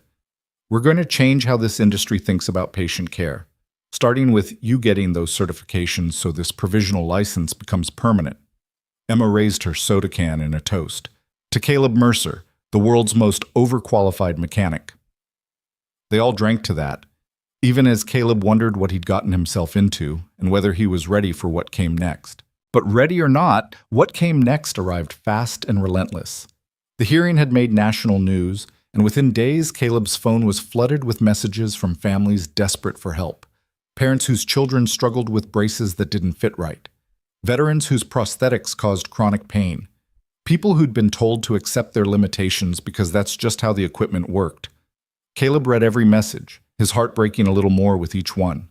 A mother in Ohio whose 7-year-old daughter cried every morning when putting on her leg braces. A former Marine in Texas who'd given up on his prosthetic arm because it caused more problems than it solved. A teenager in Oregon who'd stopped going to school because her wheelchair was so uncomfortable she couldn't sit through a full day of classes. I can't help all these people, he told Dr. Hart during one of their phone calls. I don't have the resources, the space, the knowledge. Then we build the resources, Dr. Hart interrupted. Caleb, you've proven the concept. Now we need to scale it. That means funding, facilities, and training others to do what you do. Scaling meant money, and money meant Renee Vale. She'd been quietly working on something in the background, and 2 weeks after the hearing, she invited Caleb to lunch at a restaurant so expensive he felt underdressed in his cleanest shirt and newest jeans. I want to fund a lab, Renee said without preamble, once they'd ordered. A proper facility where you can work on mobility devices under Dr. Hart's supervision. Equipment, materials, staff, whatever you need. Caleb stared at her. That would cost millions, I'm aware. Renee's expression was calm, businesslike. I've spent the last 11 years throwing money at the medical establishment, trying to buy a solution for Harper's pain. You gave me that solution for the price of some modified parts and your time. This is me investing in the right approach. I don't know how to run a lab. I barely know how to run my garage. You won't be running it alone. Dr. Hart has agreed to come on as Chief Scientific Officer. I'll handle the business side. You'll do what you do best, fix things that everyone else has given up on. Renee leaned forward. Caleb, there are thousands of people like Harper out there. Maybe tens of thousands. People suffering because the equipment that's supposed to help them was designed by engineers who never asked what the patients actually needed. You can't help all of them personally, but you can build something that will. The enormity of it was terrifying. Caleb had never wanted to be more than a mechanic with a garage and enough work to pay his bills. Now Renee was offering him a chance to build something that could change lives on a scale he couldn't quite comprehend. "I need to think about it," he said. "Of course, but don't think too long. Every day we wait is another day someone's in pain that could be prevented." Caleb drove home in a daze, Renee's offer running circles in his head. He found Emma doing homework at the kitchen table, her headphones on, completely absorbed in whatever she was studying. She looked up when he dropped his keys on the counter. "How was lunch with the billionaire?" she asked, pulling off her headphones. "Complicated." Caleb grabbed a beer from the fridge and sat across from her. "She wants to fund a whole lab, hire staff, turn this into a real operation." Emma's eyes widened. "That's amazing. Why do you look like someone died?" "Because I don't know if I can do this. Running a lab, managing people, being responsible for patients, that's not me, Em. I fix cars. I work alone. I like my quiet life." "Did you like it?" Emma asked softly. "Before Harper? Before all this? Because from where I was sitting, you looked like you were just going through the motions. Working, coming home, existing. Uncle David's death kind of broke something in you, and I don't think you've been really alive since then." Her words hit harder than Caleb expected. Had he just been existing, going through the routine of life without really living it? "Helping Harper brought you back," Emma continued. "I saw it. You had purpose again. You cared about something beyond just getting through the day. And yeah, this is scary and complicated and way bigger than anything you've done before. But Dad, you're good at this. You're really, really good at seeing what other people miss and fixing what everyone else says is unfixable. Don't waste that because you're scared." Caleb looked at his daughter, this 14-year-old kid who somehow had the wisdom of someone twice her age, and felt pride and gratitude wash over him. "When did you get so smart?" "I keep telling you, I've always been smart. You just forget sometimes." She grinned. "So are you going to do it?" "I think I have to. Uncle David would never forgive me if I didn't." The next morning, Caleb called Renee and accepted her offer. Within a week, she'd purchased a building in a light industrial area of San Diego. Nothing fancy, but spacious and well lit, with room for equipment and workstations. Dr. Hart flew down to help with setup, bringing an enthusiasm that made Caleb feel slightly less terrified about the whole thing. "We'll start small," Dr. Hart said, walking through the empty space with a measuring tape and a notebook. "Basic tools, a few workstations, materials storage. As we prove the concept and get more funding, we expand. But the core principle stays the same. Listen to patients, understand their actual needs, design solutions that work with their bodies instead of against them." They named it Mercer Mobility Lab, though Caleb argued unsuccessfully for something that didn't have his name in it. Renee insisted that his name carried weight after the hearing, that people would trust a place named after the mechanic who'd helped her daughter when no one else could. The build-out took 6 weeks. During that time, Caleb started his certification courses in biomedical engineering, studying at night after working at the garage during the day. The material was dense and technical, full of concepts he had to wrestle with, but Dr. Hart was patient in explaining things, and Caleb discovered he had a talent for the practical applications, even if the theory sometimes escaped him. Emma helped where she could, quizzing him on terminology and biomechanics, turning his study sessions into competitions to see who could remember more details. It was good, having her involved, watching her take pride in what her father was building.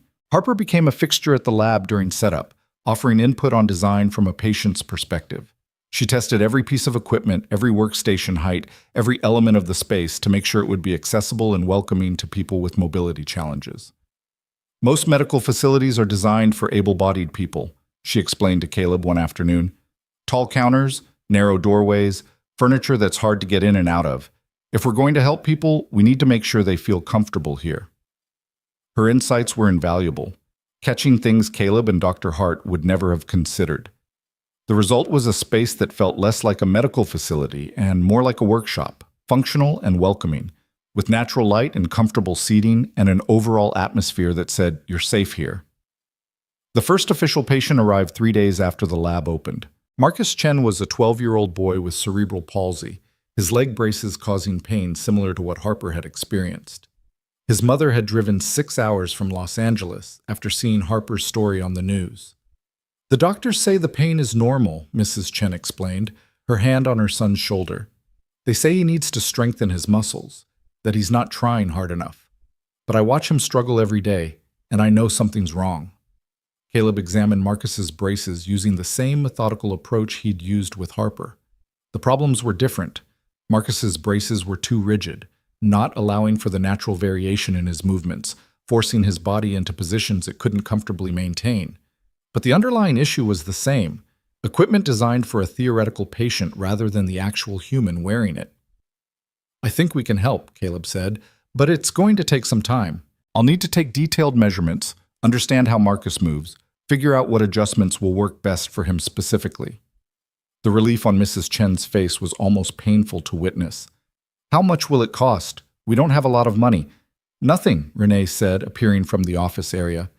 She'd been working there most mornings, handling the administrative side of the operation. "The lab is funded. We're not here to make money off people's pain." Mrs. Chen started crying, and Marcus hugged his mother while Caleb and Renee gave them privacy. Once they'd composed themselves, Caleb got to work, spending 3 hours documenting everything about Marcus's braces and his body's relationship to them. The modifications took a week. Caleb worked under Dr. Hart's supervision, documenting every step, every decision, every test. When Marcus returned to try the adjusted braces, his first steps were tentative but increasingly confident. "It doesn't hurt," he said, wonder in his voice. "Mom, it doesn't hurt." He walked around the lab, then broke into an awkward run, laughing with pure joy. His mother cried again, but these were tears of relief and gratitude.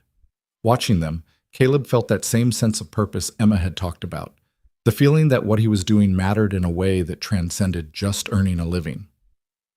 Word spread quickly after that. More families came, each with their own stories of pain and frustration and equipment that didn't work right. Caleb worked on each case methodically, learning from every patient, refining his approach. Dr. Hart provided scientific oversight and helped him understand the underlying principles behind what his intuition was telling him. Harper became an unofficial patient advocate, talking to families, sharing her own story, helping people understand what to expect from the process. She had a gift for it, a way of connecting with people who were dealing with challenges she understood intimately. "You should make this official," Renee told her daughter one evening. "Not just volunteering here, but actually working. You're good with people, good at explaining complex medical stuff in ways they can understand." Harper considered it. She'd been taking online classes, working toward a degree in something she hadn't quite figured out yet. "You think I could do it? Actually work here?" "I think you're doing it already," Caleb said. "We just need to make it official and pay you for it." So Harper joined the team as patient coordinator, a role that quickly expanded to include advocacy, education, and outreach.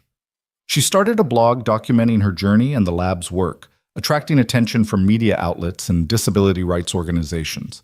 Her voice, authentic, vulnerable, and unafraid to challenge the medical establishment, resonated with people who'd felt unheard for years. 6 months after the lab opened, they'd helped 47 patients. Not a huge number in the grand scheme of things, but 47 people who were in less pain, who could move more freely, who had a little more dignity and independence in their lives. Each one felt like keeping the promise Caleb had made to David. Then came the call that changed everything again. A representative from the National Institutes of Health wanted to visit the lab to see what they were doing and discuss potential funding for a larger study.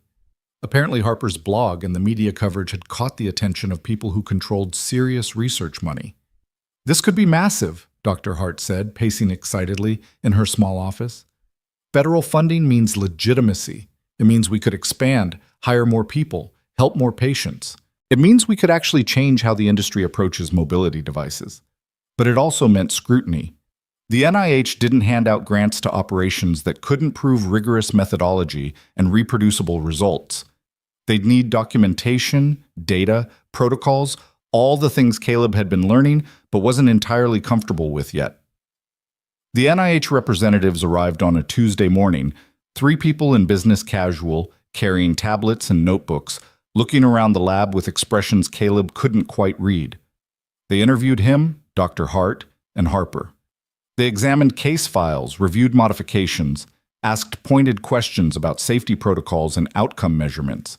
After 4 hours, the lead representative, Dr. Patricia Flores, sat down with the core team.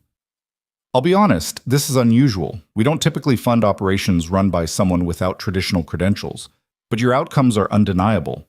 The patient satisfaction data is extraordinary. And Dr. Hart's involvement gives us confidence in the scientific rigor.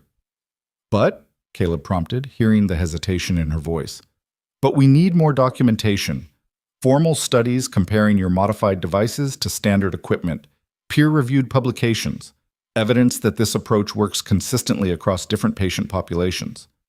Dr. Flores paused. If you can provide that, we're prepared to fund a 5-year study that could transform how mobility devices are designed and prescribed. The amount she mentioned made Caleb's head spin.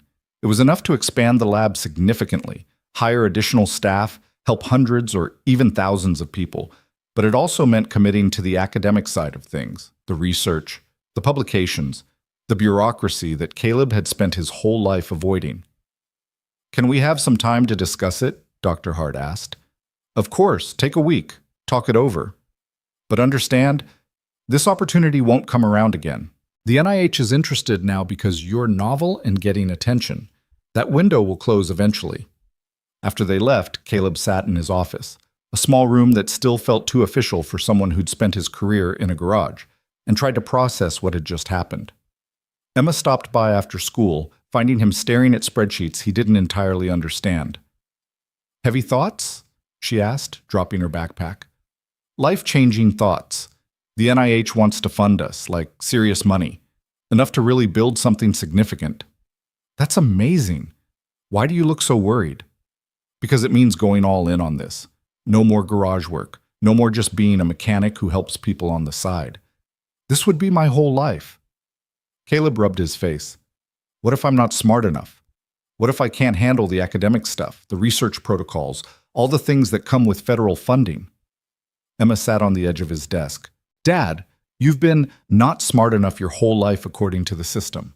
No college degree, no formal training, just a guy who fixes things. And somehow you figured out what teams of doctors and engineers couldn't. Maybe intelligence isn't about degrees and credentials. Maybe it's about actually paying attention to what matters. Her faith in him was humbling and terrifying in equal measure. Your mom would know what to do. She was always better at the big decisions. Mom would tell you to stop doubting yourself and do the thing that scares you, because that's usually the thing worth doing.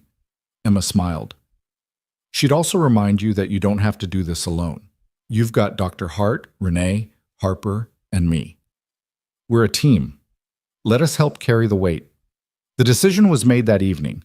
They would accept the NIH funding, commit to the formal studies, and build something that could actually change the industry. It was terrifying and exciting and felt like standing at the edge of something enormous. The next year was a blur of growth and challenge. The lab expanded into adjacent space, adding workstations and equipment.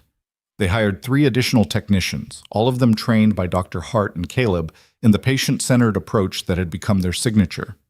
They brought on a full-time researcher to handle data collection and analysis for the NIH study. Harper's role grew too. She started speaking at conferences, sharing her story, and advocating for patient-centered design in medical devices.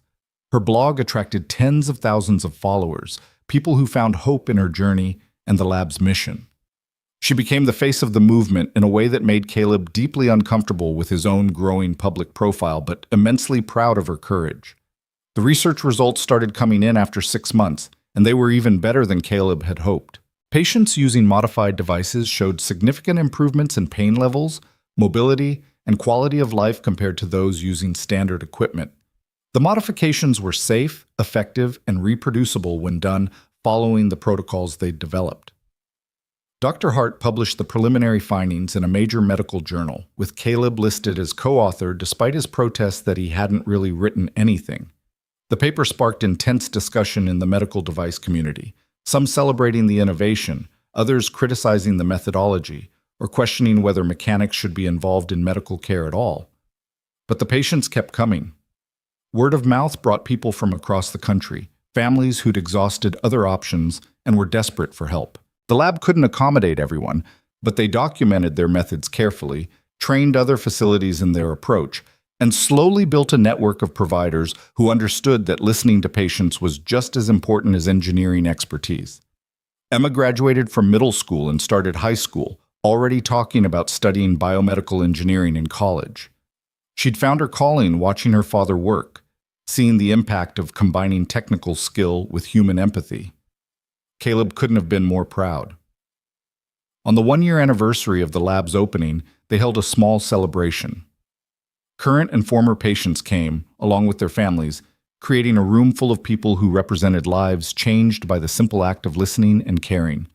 Marcus was there, running around with other kids, his braces barely noticeable. A veteran named James who'd regained use of his prosthetic arm after years of it sitting unused in a closet. A young woman named Sophia, who'd gone back to college after modified braces, finally let her navigate campus without constant pain. And Harper, of course. She stood to speak, her mother beside her, both of them looking at Caleb with expressions of gratitude and affection that made him deeply uncomfortable and deeply grateful simultaneously. A year ago, I walked into a garage in pain, Harper began. I'd been in pain for so long I'd almost forgotten what it felt like to not hurt. Caleb looked at me, really looked at me, and saw something everyone else had missed. He saw that my pain wasn't inevitable. It was fixable. She paused, collecting herself. But what we've built here is about more than fixing braces or prosthetics. It's about fixing a system that forgot to put patients first. It's about proving that expertise isn't just about credentials. It's about caring enough to really understand someone's experience and brave enough to challenge conventional wisdom when it's causing harm. Harper looked directly at Caleb. You gave me my life back, but more than that, you gave me purpose. Working here, helping other people find the same relief and freedom I found, that's become my life's work. Thank you for seeing me when I felt invisible. Thank you for not giving up when things got hard. Thank you for keeping your promise to your brother by helping me and everyone else who's walked through these doors. The room applauded, and Caleb had to blink hard against tears. He wasn't good at this. The emotion, the recognition, the feeling of being valued for something beyond just his technical skills. But standing there surrounded by people whose lives he'd touched, he let himself feel it fully. Dr. Hart spoke next, talking about the future, expanded research, new collaborations, the possibility of changing industry standards for medical device design. Renee announced additional funding to support pro bono work for families who couldn't afford modifications. Emma surprised everyone by presenting a scholarship fund she'd created in David's name to support students from non-traditional backgrounds pursuing careers in biomedical engineering. My uncle believed in second chances and questioning authority, Emma said. This scholarship is for kids like my dad, people who think differently, who see solutions others miss, who care more about results than rules, because those are the people who change the world. The celebration continued late into the evening, people sharing stories and laughter and hope. Caleb found himself standing outside as the sun set, watching the California sky turn orange and pink, feeling the weight of the past year and the promise of what was coming. Renee joined him, 2 cups of coffee in hand. She passed him one without speaking, and they stood in comfortable silence for a moment. Thank you, Caleb said finally, for believing in this, for making it possible. I should be thanking you. You gave me my daughter back. Renee's voice was thick with emotion. Before you, Harper was just surviving. Now she's thriving. She has purpose and passion and a future she's excited about. That's worth more than any amount of money I could spend. She's extraordinary. What she's built here with the patient advocacy, the blog, the speaking, that's all her. She learned from watching you, learned that one person who cares enough can make a difference. That expertise comes in many forms, that sometimes the bravest thing you can do is refuse to accept that suffering is inevitable. Renee looked at him. You've changed a lot of lives, Caleb, not just Harper's, all of us who've been part of this. A few weeks later, Harper called Caleb with an unusual request. There's something I want to do and I need your help. What kind of something? I want to go back to the beach, the one where I drowned, where everything started. Her voice was steady but vulnerable. I haven't been back since the accident. I was too scared and then I couldn't walk well enough to actually get down to the water, but now, you want to face it, Caleb finished. I want to prove to myself that it doesn't own me anymore, that I'm not defined by what happened there, but I don't want to go alone. They planned it for a Saturday morning. Harper, Renee, Caleb, and Emma. The beach was the same as it had been 11 years ago. Golden sand and rolling waves, and the kind of California sunshine that made everything feel possible. Harper stood at the parking lot's edge, looking down at the water, and Caleb could see her gathering courage. "You don't have to do this," Renee said softly. "Yes, I do." Harper took a breath, then started walking down the sandy path toward the beach. The sand was challenging, shifting under her feet in ways that pavement never did, but Harper navigated it with growing confidence. The modified braces adapted to the terrain, adjusting their support as needed. When she reached the hard-packed sand near the water, she stopped, staring at the waves. "This is where it happened," she said quietly, "where I went under and everything changed." Caleb stood beside her, not speaking, just being present. Emma and Renee held back, giving Harper space. "For years I was so angry at this place," Harper continued. "Angry at the ocean, at my 8-year-old self for swimming out too far, at my body for breaking. I felt like the girl I was supposed to be drowned that day. And all that was left was this broken version who could never be whole again." She walked closer to the water, her feet at the edge where waves washed up and retreated. "But that girl didn't drown. She survived. She fought through years of pain and limitation and people telling her to accept less than she deserved. She grew up into someone who refuses to let trauma define her future." Harper turned to look at Caleb. "You helped me remember that I'm not just my injury or my limitations. I'm a person with dreams and capabilities and the right to move through the world without constant pain. You helped me reclaim my life." Then, before anyone could react, Harper kicked off her shoes, unstrapped her braces with practiced efficiency, and walked into the water. Just her feet at first, then her ankles, then deeper until small waves lapped at her calves. She stood there, arms spread, face turned toward the sun, laughing with pure joy. Renee gasped, moving forward instinctively, but Caleb caught her arm. "Let her have this moment. She's okay." And Harper was okay. More than okay. She was free, standing in the water that had nearly killed her, proving that trauma didn't have to be destiny, that the past could be faced and overcome, that broken things could heal stronger than they'd been before. When Harper finally came back to shore, everyone was crying. She hugged her mother first, both of them laughing through tears, years of fear and grief and hope tangling together. Then she hugged Caleb, holding tight. "Thank you," she whispered, "for everything, for seeing me, for not giving up, for helping me find my way back to myself."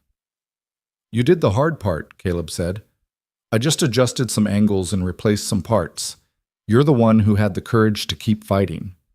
They spent the rest of the morning at the beach, talking and walking and watching Emma build elaborate sandcastles with engineering precision.